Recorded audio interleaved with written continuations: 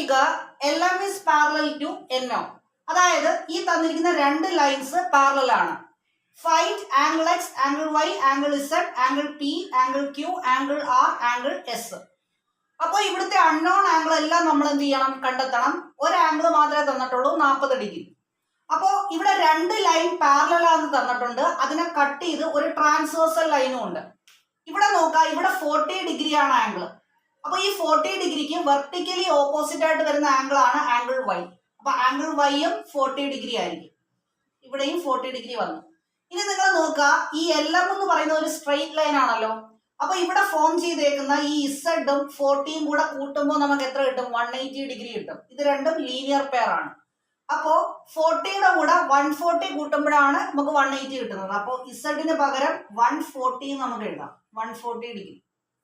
ഇവിടെ നോക്കുക, എക്സും 140 ഡിഗ്രിയും വെർട്ടിക്കലി ഓപ്പോസിറ്റ് ആംഗിൾ ആണ്. അപ്പോൾ എക്സും 140 ഡിഗ്രി ഈക്വൽ ആയിരിക്കും. അപ്പോൾ ഇവിടെയും 140 ഡിഗ്രി നമുക്ക് എഴുതാം.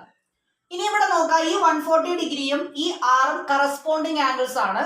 അപ്പോൾ കറസ്പോണ്ടിങ് ആംഗിൾസ് എപ്പോഴും എന്തായിരിക്കും? ഈക്വൽ ആയിരിക്കും. അപ്പോൾ ആറിന് പകരം 140 ഡിഗ്രി എന്ന് കൊടുക്കാം.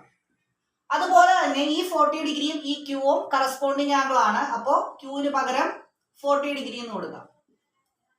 ഇവിടെ 40 ഡിഗ്രിയും ഇവിടെ എസും കറസ്പോണ്ടിങ് ആംഗിൾ ആണ്. അപ്പോൾ ഇവിടെയും 40 ഡിഗ്രി. ഈ 140 ഡിഗ്രിയും ഈ പിയും കറസ്പോണ്ടിങ് ആംഗിൾ ആണ്. അപ്പോൾ ഇവിടെ 140 ഡിഗ്രി. അപ്പോൾ എല്ലാ ആംഗിളും നമ്മൾ കണ്ടെത്തി. അങ്ങനെയാണെങ്കിൽ ഈ ക്വസ്റ്റ്യന്റെ ആൻസർ നിങ്ങൾ കണ്ടെത്താൻ ശ്രമിക്കുക. ഇവിടെ തന്നിരിക്കുന്ന ആംഗിൾ 50 ഡിഗ്രി ആണ്. X, Y, Z, P, Q, R, S ഈ ആംഗിൾ എല്ലാം നിങ്ങൾ കണ്ടെത്തുക.